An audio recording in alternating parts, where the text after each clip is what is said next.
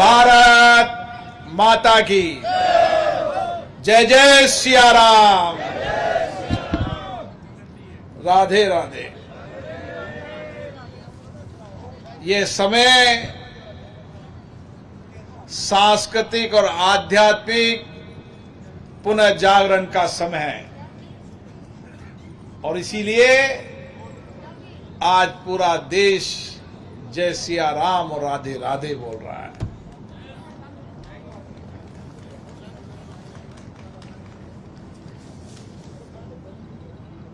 आज जिस पुलिया का शिलान्यास हो रहा है इसकी भी एक कहानी है।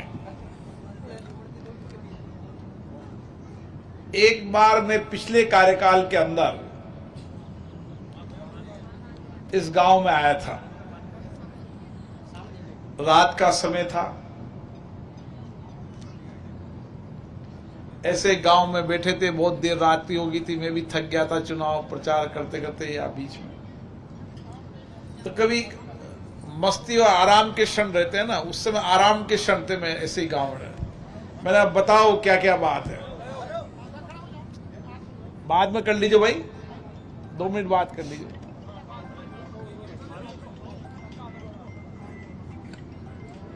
दो मिनट बाद स्वागत कर लीजिए बस। तो ऐसे ही बैठे बैठे गांव के अंदर लोगों ने कहा कि ये पुलिया बन जाओ। मेरे दिमाग में भी बिना सोचे समझे मैंने कहा कि ये नदी पे पुलिया, मैंने कहा बन जाएगी। अब ऐसे बोल गया बन जाएगी। तो पिछले कार्यकाल में जब भी मैं एमएलए साहब से मिलता था, मैंने कहा एमएलए साहब एक गांव है जिसमें अपन कुछ पुलिया बोलकर आए थे। बार बार मेरे दिमाग में बार बात घूमती। मैंने कौन सी पुलिया है, कौन सी पुलिया, कई बार नाम भूल जाता। उन्होंने कहा लालपुरा बागदा।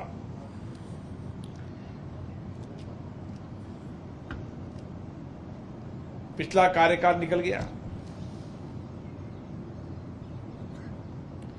इस कार्यकाल में भारतीय जनता पार्टी की सरकार नहीं आई। इतना पैसा कौन दे? क्योंकि गांव के अंदर पुलिया पे इतना पैसा देने का कोई प्रावधान नहीं है। पीडब्ल्यूडी वालों ने कहा साहब ये तो कोई प्रावधान नहीं है। अब मेरे दिमाग में बात, मैंने कहा यार ये तो बात खराब हो रही है। अपनी केदी अपन ने, और पुलिया नहीं बनेगी तो क्या लोग कहेंगे अपन ने कहने के बाद। मैंने कहा कि क्या रास्ता हो सकता है, क्या रास्ता हो सकता है। तो एक समझदार आदमी ने बताया कि साहब ये रोड जो है ना, ये विलेज रोड है। विलेज रोड मतलब गांव का रोड है। अगर इसको एमडीआर घोषित कर दो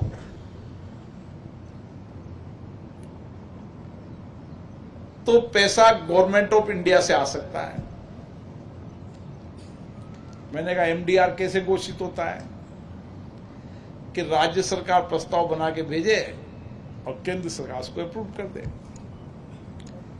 मैंने अफसरों से कहा कि भाई इसमें एमडीआर के प्रस्ताव बना के भेजो। उन्होंने कहा साहब गांव का रोड है, एमडीआर का तो बनता है। एमडीआर तो 2 तहसील जुड़े या 2 जिले जुड़े तब एमडीआर रोड होता है। ये तो कोई गांव जुड़ रहे हैं, इसमें न तहसील जुड़ रही है न जिला जुड़ रहा है। बेरवा जी शायद ऐसी थे वहां। बेरवा जी आप ही थे उस समय।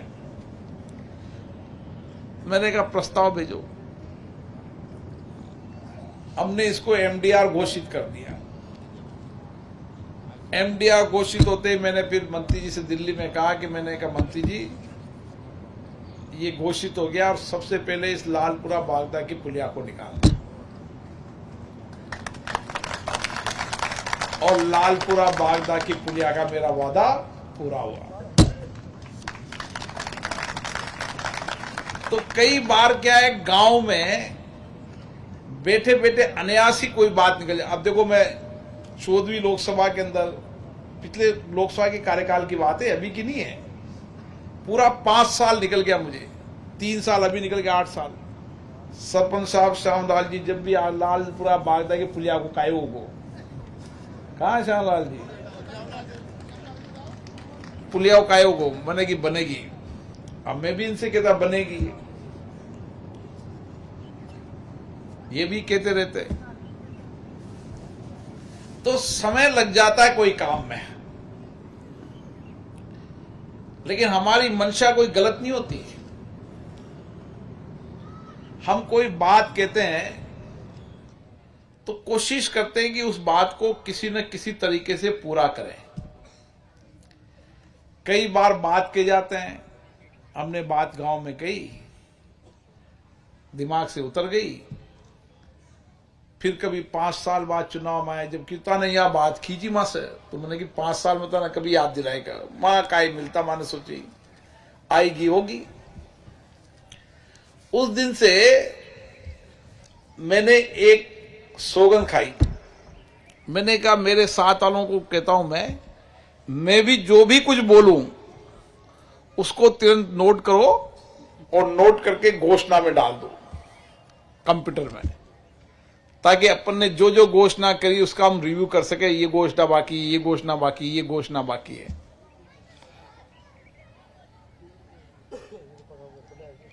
और उस घोषणा को पूरी करने के लिए लगे रहो। आज नहीं कल काम होगा ही होगा, असंभव कुछ भी नहीं है।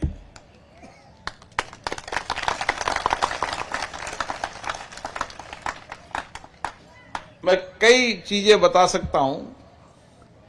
मैं एक बार पार्लियामेंट में बैठा था, तो एक सरपंच ने मुझे एक दिन कहानी बताई कि मैं उदयपुर से पैसे लाता हूं। मैंने उदयपुर से कहां से लाता है? जनजाति डिपार्टमेंट से।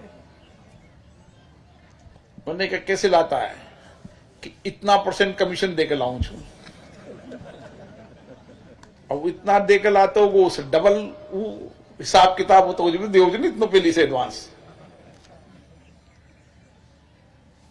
मैंने एक दिन कहा, मैंने कहा मंत्री जी को कहा, मैंने कहा यार कोई योजना है क्या आपके पास गवर्नमेंट ऑफ इंडिया की? उन्होंने कहा साहब एक योजना है माडा। मैंने कहा माडा में क्या होता है कि 100% गवर्नमेंट ऑफ इंडिया पैसा देती है, क्योंकि मुझे याद था राज्य सरकार का तो खजाना खाली था। तो मैंने कहा यहां से पैसे आना नहीं है, अब दिल्ली में राज है, यहीं से लाओ पैसे कैसे भी कर आके। इसका पैसा भी पूरा 100% दिल्ली का है, राज्य सरकार का 1 रुपया नहीं है इसमें। तो मैंने कहा कितना पैसा आपके पास पड़ा हुआ है? उन्होंने कहा 60 करोड़। मैंने कहा 60 करोड़ बुक कर दो। उन्होंने कहा सारा साहब, मैंने कहा सारे बुक कर दो इस बार, तो अगली बार की अगली बार देना किसी और को। पहली बार 60 करोड़ रुपया मैं लाया, उसके बाद में 250 करोड़ रुपए माडा में लाया। 250 करोड़ रुपए माडा।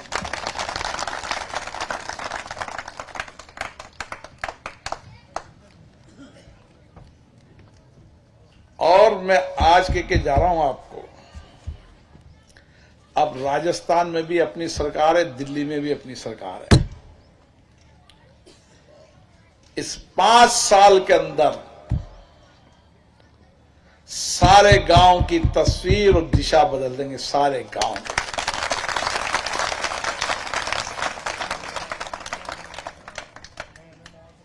एक कार्यकाल तो इसे निकल जाए समझने में। फिर मैंने कोयला मंत्री को बुलाया, मैंने कोयला मंत्री कितना पैसा है CSR में? कितना? मैंने कहा 40 करोड़ तुम भी बुक कर लो। पेट्रोलियम वाले से कितना है कि तू भी 30 करोड़ बुक कर ले। तो मैंने कहा जो मंत्री को चाय पिलाऊं उसको हिसाब किताब बता दो, तेरे नाम इतने बुकिंग। अब मंत्री कोई अपनी बात तो टाल ही नहीं सकता। चाय पिला रही है कम बात है कि उसको टालेगा कैसे?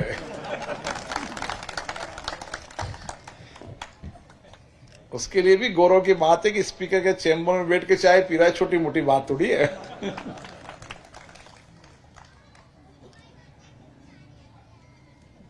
आज भी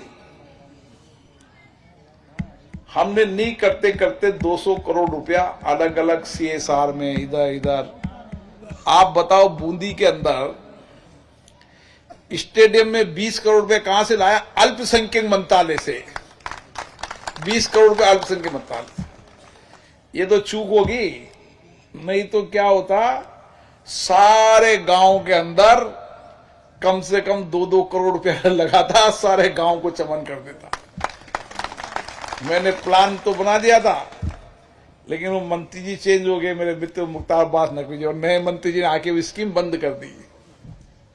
नहीं तो मैंने कहा था हर गांव में 50-50 लाख का सामुदायिक भवन और 50-50 लाख का स्कूल और खेल मैदान, 1-1 करोड़ रुपया तो 2 चीजों में बुक कर लो।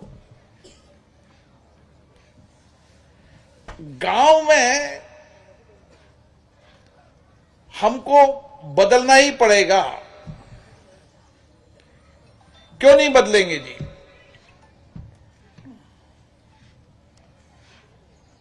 हर गांव के अंदर जो मूलभूत सुविधाएं हैं, उन मूलभूत सुविधाओं को करना हमारी जिम्मेदारी है।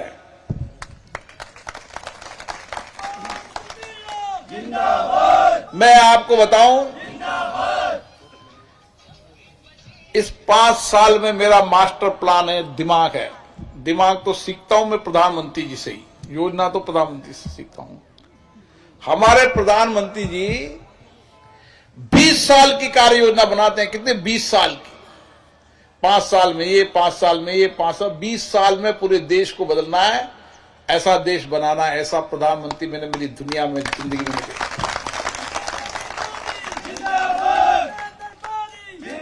2047 में भारत कैसा होगा, उसकी योजना 10 घंटे मंत्रिमंडल की बैठक में बनाया और कहा कि 30वें कार्यकाल में आऊंगा तो इन सारी योजनाओं का खाका तैयार होना चाहिए। हम 2047 तक दुनिया के अंदर भारत को विकसित भारत बनाएं। आज आप देखो रोड कनेक्टिविटी कैसी है पूरे भारत की। Road connectivity, rail connectivity, air connectivity, क्या बदलाव हो रहा है। अयोध्या में गया तो वहां रेलवे स्टेशन देखा तो लगा कि साला 5 स्टार रेलवे स्टेशन। हर बदलाव, रोड, हाईवे, इससे क्या होता है जी, गांव में बहुत बड़ी क्रांति आती है। एक समय यह आएगा, हाईवे पे आप जाएंगे तो दिल्ली 4 घंटे में, बॉम्बे 7 घंटे में आपको मिलेगी। कितने? 7 घंटे। सुबह आदमी भिंडी बेचने जाएगा ना, रात को 3 बजे, 7 बजे भिंडी बेची, 11 बजे फ्री हुआ, 4 बजे घर पे ठक।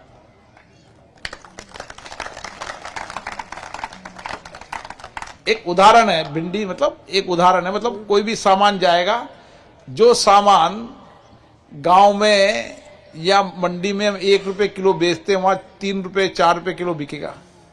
अच्छा, आप ही जो सामान या गांव में बेचते हो, बूंदी में लेके जाओ तो डबल रेट पे मिलता नहीं, मिलती सब्जी मिलती है ना।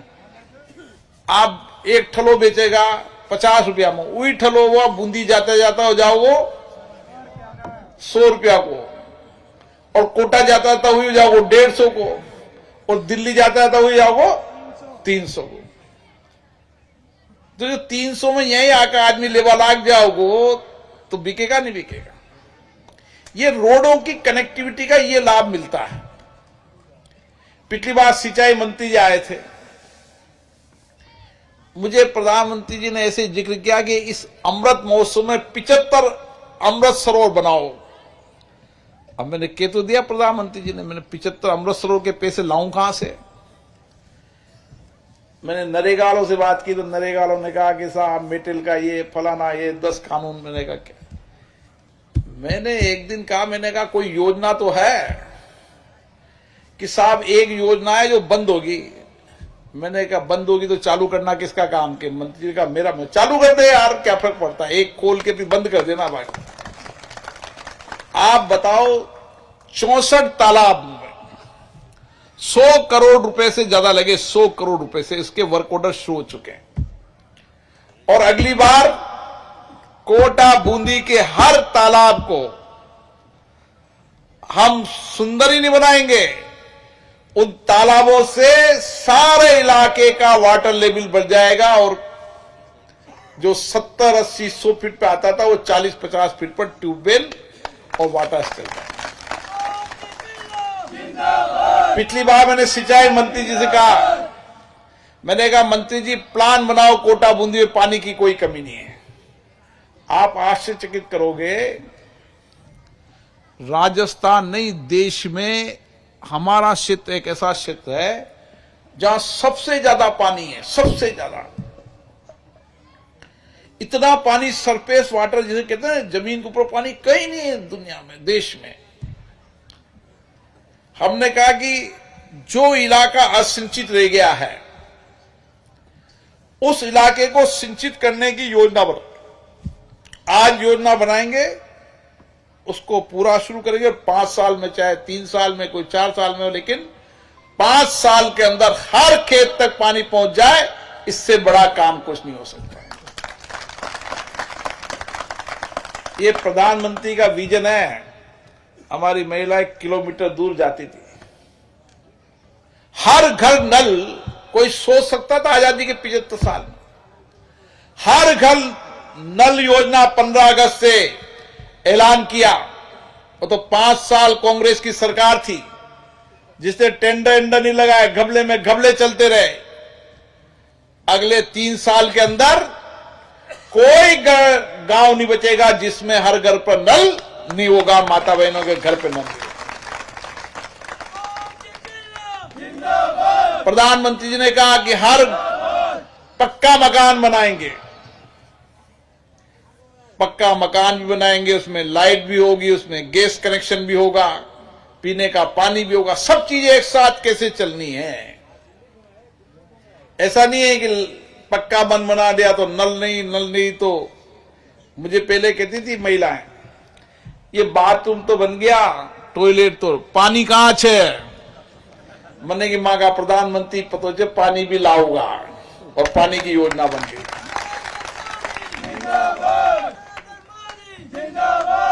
एक ऐसा व्यक्तित्व है भारत के प्रधानमंत्री जी का जो हमेशा चिंतन करता रहता है। गरीबी में रहे, गरीबी के दर्द पीड़ा को जानते हैं। कोई उनके पिताजी कोई प्रधानमंत्री तो रहे नहीं, ये राष्ट्रपति तो रहे नहीं, साधारण कार्यकर्ता थे। छोटा मोटा माताजी काम करती थी, खुद भी काम करते थे। धीरे धीरे संघ के सेवक बने, फिर धीरे एक गरीब जिंदगी से गुजरे थे। तो गरीब के दर्द को जानते हैं, उनकी पीड़ा को जानते हैं। और सबसे ज्यादा अगर कोई के बारे में चिंतित रहते तो गरीब के बारे में चाहते हैं कि जिंदगी गरीब की कैसे परिवर्तन। ये नौजवान जो नारे लगा रहे हैं ना, उन्होंने कहा नौजवानों को हर हाथ को काम मिलना चाहिए। और ये नौजवान आप देखना, आने वाली पीढ़ी को इस तैयार करेंगे। हर नौजवान के पास काम होगा, हर नौजवान के पास काम होगा। जब दुनिया की इंडस्ट्री यहां पर आएगी, जब वो प्रधानमंत्री थे मोबाइल की कोई इंडस्ट्री नहीं थी। आज मोबाइल का मैन्युफैक्चरिंग भी यहां होता है और एक्सपोर्ट भी होता है। डिफेंस के 90% आइटम बाहर से मंगाते थे, आज डिफेंस का आइटम यहां भी बनता है, एक्सपोर्ट भी बनता है। इससे क्या होता है, एक बहुत बड़ा कहा जाएगा, लोगों को रोजगार मिलेगा। हर बच्चा पढ़ा लिखा होगा, कंप्यूटर होगा, आईटी का ट्रेनिंग होगा, सब होगा तो बच्चा पढ़ा लिखा होगा। अरे मुझे दुख होता है, गांव में पढ़ा हुआ बच्चा एमए बीए फलाना अलाना का काय कर रही, खेती कर रही। अब समय बदल जाएगा, गांव के अंदर भी बदलाव आएगा। आप सबको, हम सबका सौभाग्य है कि हमें देश में ऐसा प्रधानमंत्री मिला है जो लंबा चिंतन सोचता है। कौन सोच सकता था कि 500 साल तक राम मंदिर का नाम नहीं लेते थे लोग। पार्लियामेंट में तो कोई प्रतिपक्ष का आदमी राम का नाम मंदिर लेते डरता था कि मंदिर का नाम लेंगे तो वोट कट जाओगा मकान। तो आप डरते कौन का कि राम मंदिर का नाम लेंगे तो जो वोट मिले थे ना भाई वो वोट देगा ही कौन, राम का नाम ही नहीं लेते थे। आज बच्चा बच्चा जय श्री राम कहता है, ताकत किसने पैदा की है जी?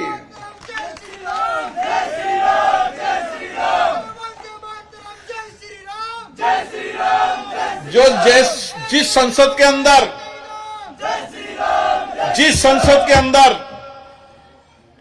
बाबरी मस्जिद गिरने के खिलाफ प्रस्ताव पारित हो, उसी संसद में राम मंदिर बनने का प्रस्ताव पारित हो, यह आपने देखा है।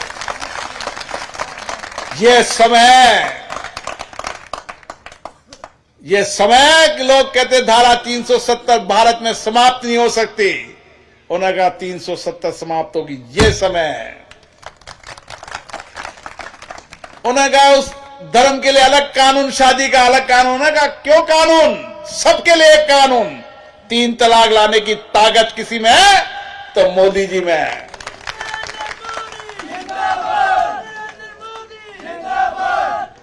वोटों की राजनीति ने ऐसा कर दिया था कि जैसे वोट उन्हीं के हो और को तो वोट ही नहीं है। गिनती नहीं गिनते थे कोई।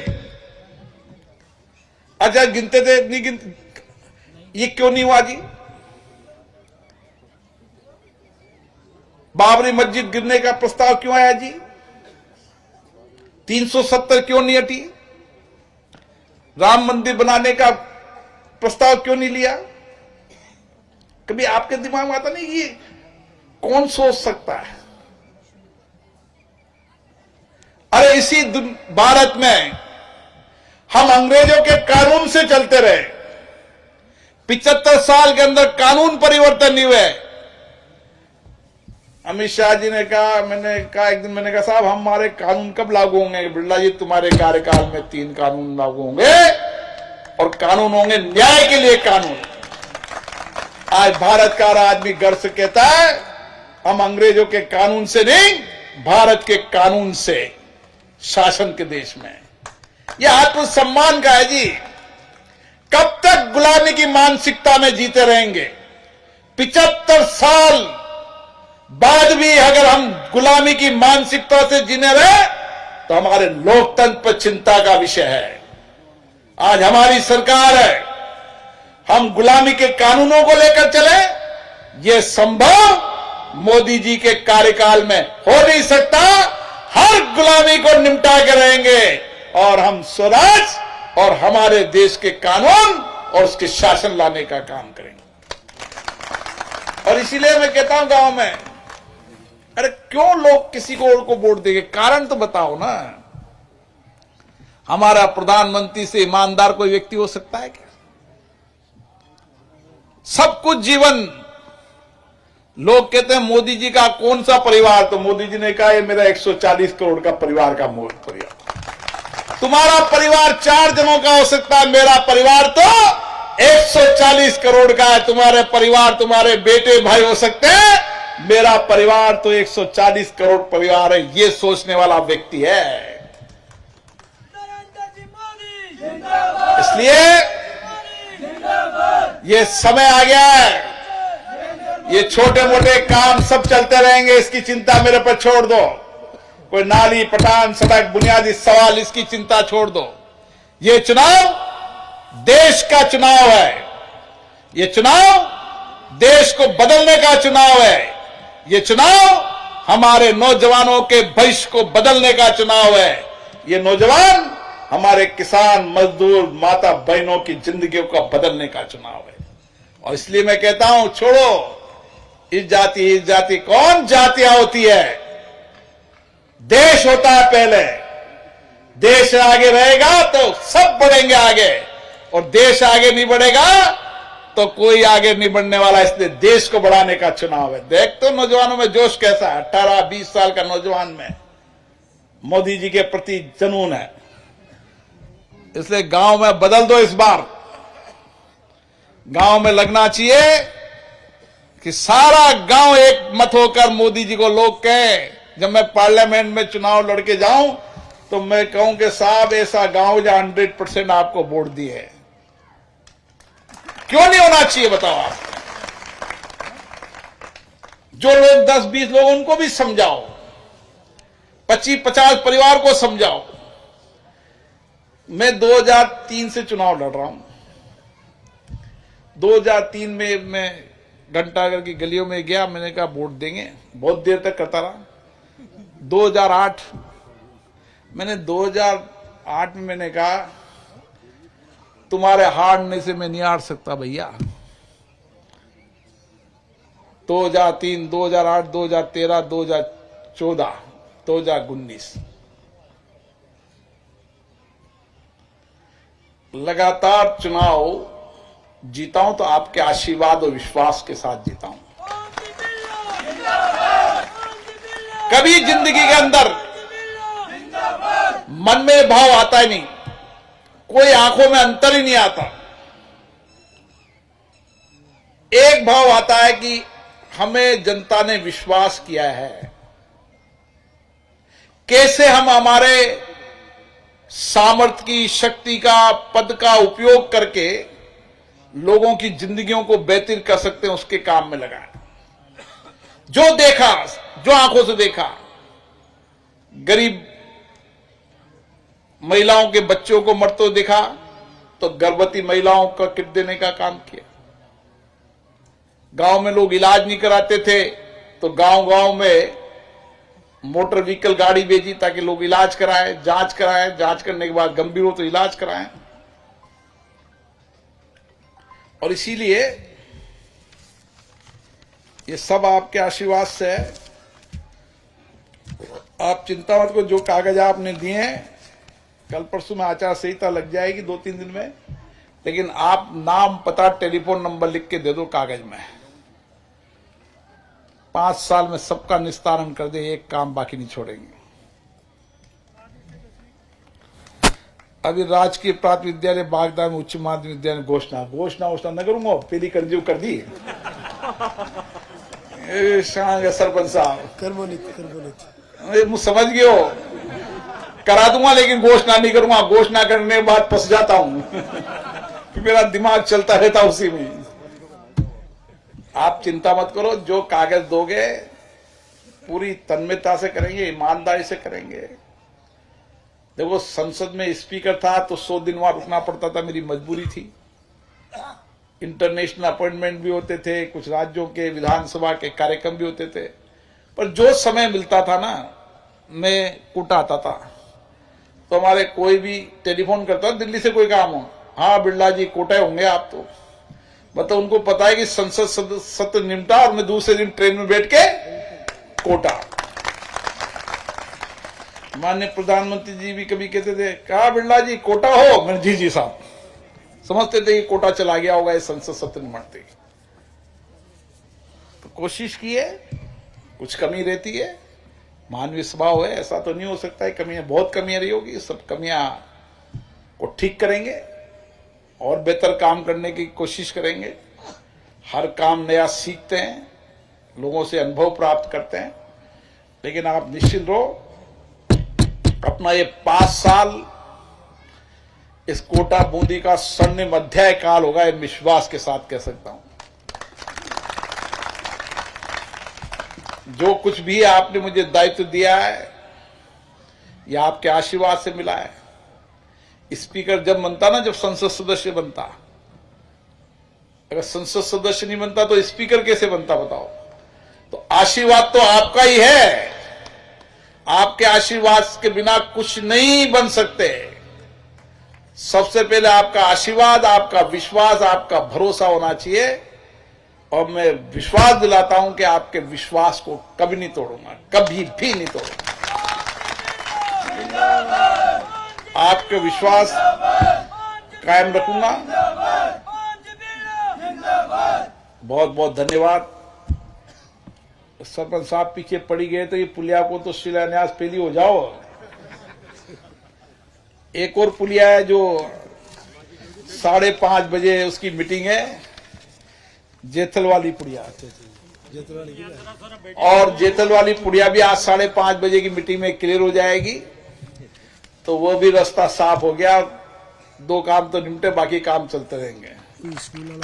स्कूल सब कर देंगे। आधा 9 हो जाओ श्यामलाल जी शहनाज, वो मैंने विश्वास आप करेगा। देखो आपने जो मैंने कहा ना, इस कोटा बूंदी के सब स्कूल देश के सबसे बढ़िया स्कूल बनाऊंगा, सबसे बढ़िया स्कूल। आप चिंता मत करो। राम राम, जय श्री राम।